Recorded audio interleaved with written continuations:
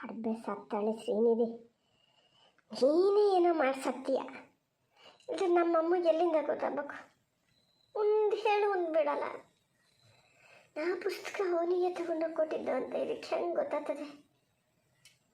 ಮದನ ಈ ಸತ್ತಾರು ಹೋದನ?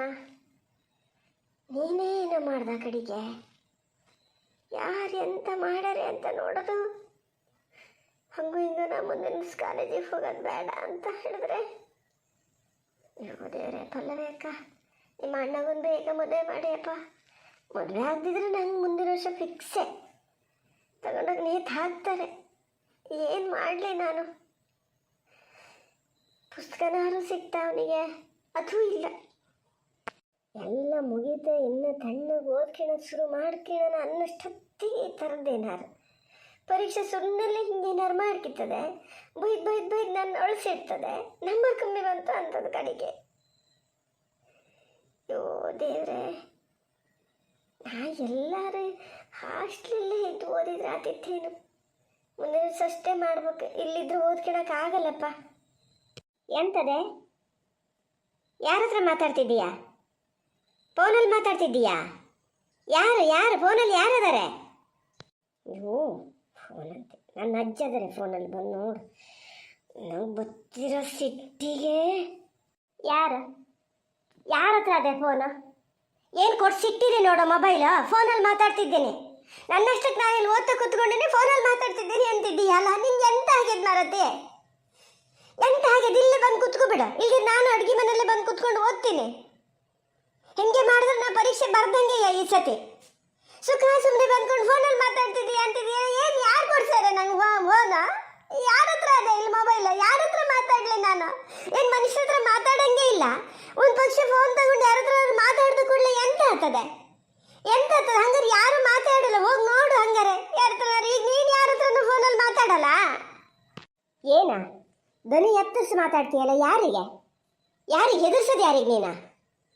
ಹುಲ್ಚಪ್ಪಿನ ಬರ್ಲು ತತ್ತೀನಿ. ಹಾಂ, ಏನೆಲ್ಲ ನೀ ಹೇಳ್ದಂಗೆ ಕೇಳ್ಕೊಂಡಿರ್ತೀನಿ ಅಂತ ಲೆಕ್ಕ ಹಾಕ್ದ? ಹೇಳ್ತಿದ್ದೆ ನಾನು. ಯಾರಿಗೂ ಕೊಡ್ಲ ಪುಸ್ತಕ? ಅವ್ರಿಗೆ ಕೊಡ್ಲ ಇವ್ರಿಗೆ ಕೊಡ್ಲ ಅಂತೇಳಿ ಎಂತ ತಗೊಂಡ ಕೊಟ್ಟಿದ್ದೆ ಅವನಿಗೆ ಪುಸ್ತಕನ? ಯಾರು ಹೇಳಿದ್ರು ನಿಂಗೆ? ಮತ್ತೆ ನನಗೆ ಹೇಳ್ತೀಯ? ಎಷ್ಟು ಧ್ವನಿ ಎತ್ತರಿಸಿ ಮಾತಾಡ್ತೀಯಲ್ಲ. ಅಪ್ಪ ಇದ್ರು ಈಗ ಹೇಳ್ದು ತೆಗೆದು ಜಪ್ತಿದ್ರು ಮಂಡ್ಯ ತೆಗೆದು ಕುಟ್ತಿದ್ರು ಅಡಿಗೆ ಗೊತ್ತಾತಿತ್ತು ಅವಾಗ. ಹಂಗೆ ಮಾಡಿದ್ರು ರಗಳಿಲ್ಲ ಅತ್ಲಾಗೆ. ಹಂಗೆ ಮಾಡಿ ಕೊಂದರು ಹಾಕಿ ನನಗೂ ಸಾಕಾಗಿ ಹೋಗಿದೆ. ಇನ್ನು ಯಾವ ಥರ ಇರಲಿ? ಏನು ನಿಮ್ಮ ಮಗಳು ಒಬ್ಬಳೆ ಕಾಲೇಜಿಗೆ ಹೋಗೋದಂತ ಲೆಕ್ಕ ಹಾಕಿಯ? ಬಂದು ನೋಡು. ಅವಳು ಹಡ್ಬೆ ಸತ್ತಳು ಶ್ರೀನಿಧಿ ಹೇಳ್ತು ಅಂತ ಹೇಳಿ ನಂಗಿದ್ದು ಇದು ಮಾಡ್ತಿದ್ದೀಯಲ್ಲ, ಅದು ಯಾರ ಹತ್ರ ಮಾತಾಡ್ತದೆ, ಎಷ್ಟು ಜನರ ಜೊತೆ ಇದು ಮಾಡ್ತದೆ ಅದು ಗೊತ್ತಾ ನಿಂಗೆ? ಅಂತಾರೆ ಒಳ್ಳೆಯರು, ಅಂತರ ಹತ್ರ ಬೇಕಾದ್ರೆ ಮಾತಾಡ್ತೀಯ. ಅಪ್ಪಂತರಾಗಿರೋ ಹತ್ರ ಮಾತಾಡೋಕ್ಕಾಗಲ್ಲ. ನಾನು ಹೆಂಗಿದ್ರು ನಿಂಗೆ ಕಲ್ತದೆ ನಿಂಗೆ. ಯಾರು? ಶ್ರೀನಿಧಿನ? ಯಾರು ಹಂಗಂದ್ರೆ ಯಾರ ಹತ್ರ ಮಾತಾಡೇನೆ? ನಾನೆಲ್ಲಿ ಯಾರ ಹತ್ರ ಮಾತಾಡೇನೆ? ಅದು ಯಾರ ಜೊತೆ ಮಾತಾಡ್ತದೆ, ಯಾರ ಜೊತೆ ಇರ್ತದೆ ನಿಂಗೆ ಹೆಂಗೆ ಗೊತ್ತಾವೆಲ್ಲ? ಯಾವಳು ಯಾರ ಜೊತೆನಾರು ಇದ್ಕೊಂಡ್ಲಿ ನಂಗೇನದ್ರಿಂದ? ನೀನು ಹೆಂಗಿರ್ಬೇಕು ಹಂಗೆ ಇರು, ಹಂಗೆ ಹೋಗು, ಹಂಗೆ ಬಾ ಅಷ್ಟೇಯ. ಹಂಗೆ ಹೋಗ ಹಂಗೆ ಬರ್ತಿದ್ದಿದ್ದು ಅಮ್ಮ.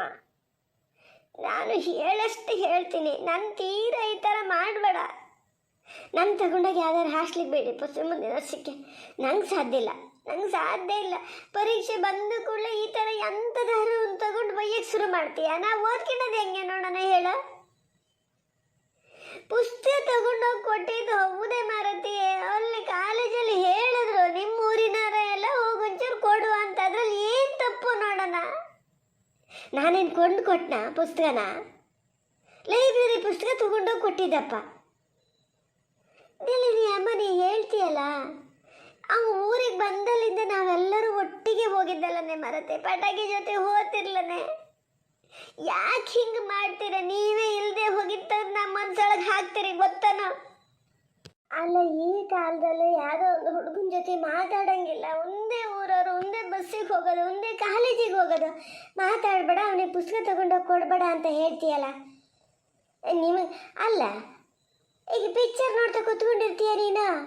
ಅದರಲ್ಲಿ ಹೀರೋಯಿನ್ನಿಗೆ ಏನಾದ್ರು ತೊಂದರೆ ಆದ ಕೂಡಲೇ ಅವ್ರ ಅಪ್ಪ ಅಮ್ಮ ಬೈದು ಕೂಡಲೇ ಅಯ್ಯೋ ದೇವ್ರೆ ಯಾಕೆ ಹಂಗೆ ಮಾಡಬೇಕು ಅಂತಿರ್ತೀಯ.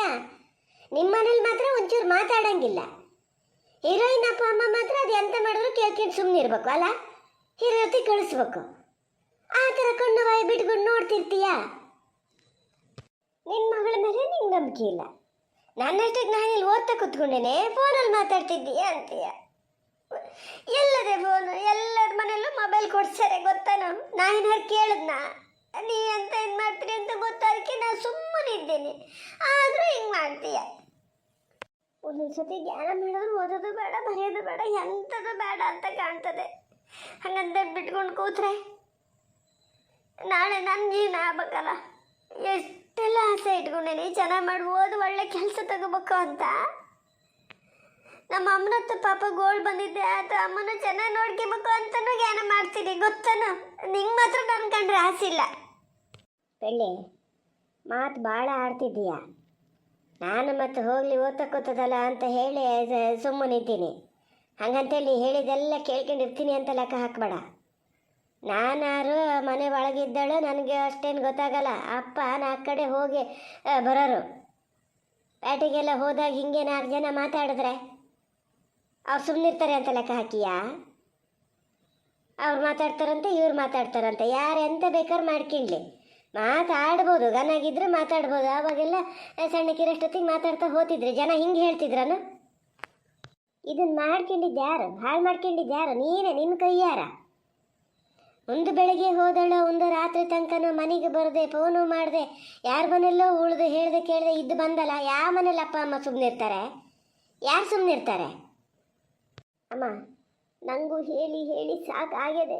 ಅವತ್ತೇನಾಯ್ತು ಅಂತ ಕೇಳಿದ್ದನ್ನೇ ಕೇಳ್ತಿರ್ಬೇಡ. ನನ್ನ ತಲೆ ಕೆಟ್ಟೇ ಹೋಗ್ತದೆ. ಪರೀಕ್ಷೆ ಬರ್ತಾದೆ, ನಾವಂಚೂರು ಓದ್ಕೋಬೇಕು. ಸುಮ್ಮನೆ ಇರ್ತೀಯಾ? ಎಲ್ಲರ ಮನೆಯಲ್ಲಿ ಓದಲ್ಲ ಅಂತ ಹೇಳಿ ಅವರೇ ಹೋಗಿ ಕೂರಿಸಿ ಅವ್ರಿಗೆ ಟೀ ಮಾಡಿಕೊಟ್ಟು ಅದು ಮಾಡಿಕೊಟ್ಟು ಇದು ಮಾಡಿಕೊಟ್ಟು ಓದು ಅಂತಾರೆ. ನಮ್ಮನೇಲಿ ನಾನೇ ಓದ್ತೀನಿ ಅಂದರೂ ಒಂದು ಓದಕ್ಕೆ ಬಿಡಲ್ಲ. ಸಾಕು, ಪುರಾಣ ಸಾಕು. ಸುಮ್ಮನೆ ಓದ್ತಾ ಕೂತ್ಕ. ಈಗ ಅಪ್ಪ ಬರೋ ಹೊತ್ತಾತು. ಹಿಂಗಿದ್ದೆ ಏನಾರು ಮಾಡ್ತಿದ್ರೆ ಮತ್ತೆ ನೋಡು ಬಲಿ ಹೆಂಗೆ ಬಿಡಿಸ್ತಾರಂತ. ನಾನೇನು ಬಿಡ್ಸ್ಕಿನಕ್ಕೆ ಬರಲ್ಲ. ಆವಾಗ ಬರಬೇಡ, ಬಿಡ್ಸ್ಕಿನಕ್ಕೆ ಬರಬೇಡ. ಹೊಡೆದು ಒಂದೇ ಹಾಕಲಿ ಅತ್ಲಾಗಿ. ನನಗೂ ಸಾಕಾಗಿ ಹೋಗಿದೆ. ಮುಚ್ಚೆ ಬಾಯಿ. ಆತೈತಿದ್ರೆ ಹಿಂಗಿದ್ದೊಂದು ಹೆದರ್ಸಕ್ಕೆ ಕಲ್ತ್ಬಿಟ್ಟದೆ. ಸುಮ್ಮನೆ ಬಾಯಿ ಮುಚ್ಕೊಂಡು ಓದ್ತಾ ಕೂತ್ಕ. ಬಾಯಿ ಮುಚ್ಕೊಂಡು ಓದಕ್ಕೆ ನಂಗೆ ಹಂಗೆ ಓದೋ ಅಭ್ಯಾಸ ಇಲ್ಲ. ಬಾಯಿ ಬಿಟ್ಟು ಹೋದೇ ಅಭ್ಯಾಸ.